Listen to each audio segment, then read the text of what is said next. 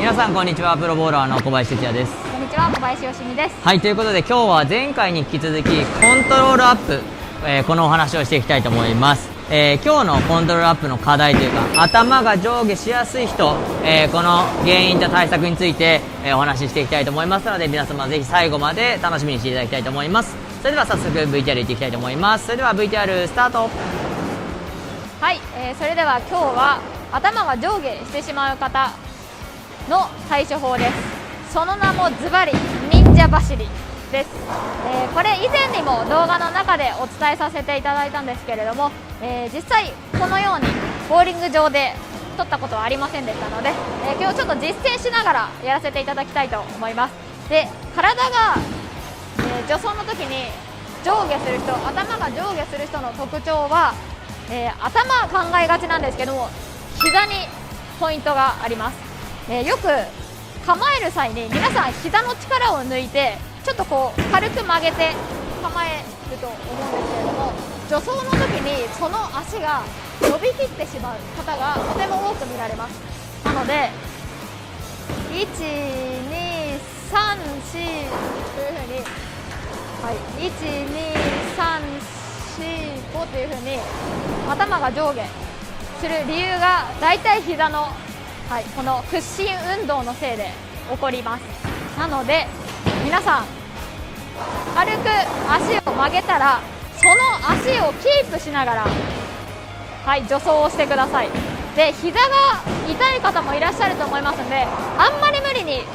たくさん曲げる必要はありません。あくまでも膝の力が抜けてるこの状態を保って、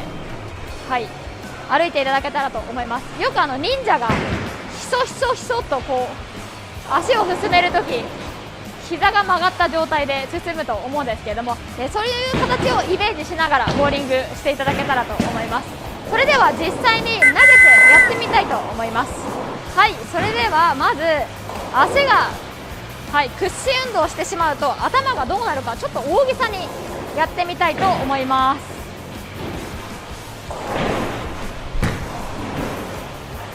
皆さん分かりましたでしょうか。私もあんまりこういう風に投げたことがないので、かなり目線が上下してすごい投げにくいです。もちろんコントロールも目線が動く分目標ターゲットがずれますので、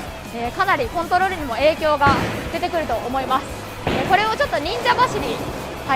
イメージでやってみたいと思います。ポイントはまず構えた際に軽く膝の力を抜く、この膝の状態をキープしながら歩きます。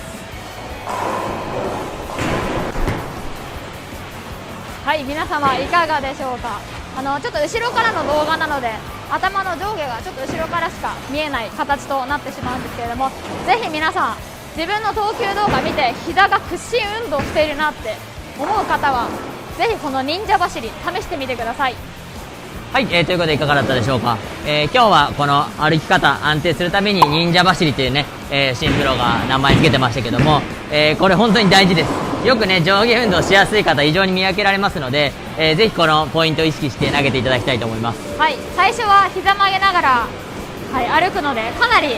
足がね疲れると思うんですけども、怪我のないように無理をしすぎないように取り組んでいただけたらと思います。ということで今日は、上下運動頭がしやすい方について、お伝えさせていただきました。また次回も、レッスン動画配信していきますので皆様楽しみにしていてください。ご視聴いただきありがとうございました。また会いましょう。バイバイ。